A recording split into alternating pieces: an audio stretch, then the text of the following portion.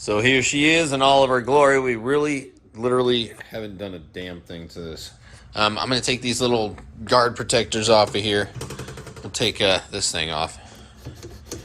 Strip some decals off of here. Strip that bad boy off of here. Get the simple stuff done. One thing we're going to have to do here soon is get ready to install the B&M hammer shifter. We've got the door bags. We've got the freaking Click 6 harness here. There's the door bag. We even got the little RS1 cooler. So me and Rick made sure to go ahead and get ourselves the RS1 cooler because couldn't let the girls be the only ones that had a freaking slick-ass cooler set up.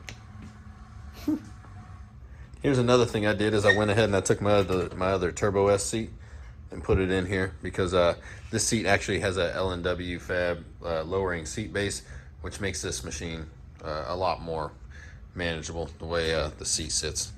Got one of the old door guards off. I'll just get that other one. There we go. Too bad he freaking drilled a hole right there, but whatever. Got to put a couple screws back. Clean this up a little bit. But other than that, man, this thing was meant to be open in my opinion, unless you're short course racing, then obviously, you know, you build something for protection. But this thing, we want to see these wheels. We need to see from down here. If we can't see from down here, there's an issue. So that's the way we need to have it. I'm not a fan of those door protectors. I think they look kind of silly. Unless they're plexi. If they're plexi, I guess they're okay. But for the most part, I don't want nothing there. All right, so I went ahead and I put this screw in here. For some reason, that one's stripped out. I wonder why. Okay, and then looking over here, I put in this one right here. This one's the same way. Even though it gets drilled in all the way, you can still pull it all the way out. So, not pointing the finger at anybody, but, you know, had an issue. We're going to go ahead and pull this entire panel off. We got to go ahead and do that to put in the shifter anyways. So, all right, so upon initial inspection, we got this off. But upon initial inspection, I can tell you right now, it looks like whoever did it, they didn't get in there and splice in any wires or anything. So what I'm going to do now is I'm going to take off this little half windshield and I'm going to get at these bolts. I'm going to pull this cover off here and see what the wiring looks like. I'm hoping that they use the pulse plugs. I'm going to freaking sneeze. Maybe not. Damn it. Well, I thought I was going to be slick and get this freaking shifter out of here, but as you can see, there's no room to slide it off the shaft. And in the meantime, I've dropped the little white bushing down in there on top of the skid plate. So now I just created a lot more work for myself. So basically, what that means is I get to come in here. I get to pull off this little this whole inner piece. I guess the good thing is I got to put my Click 6 harness in anyway, so got to get her done. Whatever. So, got a couple pieces in here we got to take off. That seat belt out of the way. And then we got to pull this damn skid plate off. We got to pull the skid plate off anyway, so, you know, might as well, right? Might as well. Might as well make a day of it, guys. Might as well just make a day of it. All right, so let me tell you something. This freaking inside panel, this thing sucks to remove. But we got it out. Now I'm gonna get this wiring out for what the frick? What the hell is this? Oh boy. Yeah, we're gonna go ahead and pull that out of there. And we're gonna get this whip light off of here. And we'll get this shifter on here while we're in here as well. I gotta get this other plastic bushing off, which means I gotta pull the skid plate off. Man, I'm just creating more and more work for myself. But luckily, I got this little knucklehead out here to help me. Say what's up, David. What's up? Emphasis on knuckle. Head. Stupid. You're a dork. All right, little bit of an update. So as it sits right now, the winch light is, or the whip light is taken out. Now we're just going through this rat's nest full of wiring. And just got to take the rest of that stuff out. I think I'm going to pull all the winch wiring out too because this freaking This is not cool, dude. Not cool. So get all that shit out of there. Get that out of the buggy. And this machine will get a winch when it needs one. You know what I'm saying? Well, it's the next day. Got a pretty cool shipment of fuel wheels in. Still got to nip away at all this freaking wiring. I still got to pull this bumper off. We're slacking a little bit today. I'll get with you when we make a little bit of progress. Other than that, we do have the hammer shifter in there. That's about all I got. Went ahead and pulled the winch switch out. Now we just gotta fish all this crap back up in there, and then we've got a little module over here that we've got to dismount.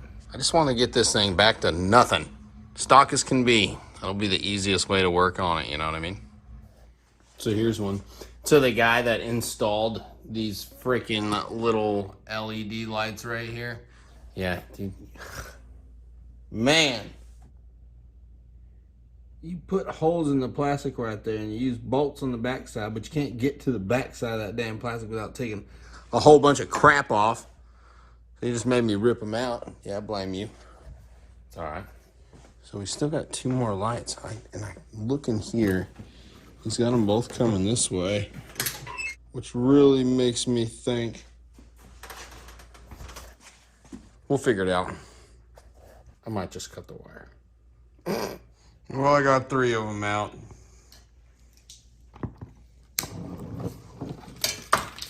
Almost made it.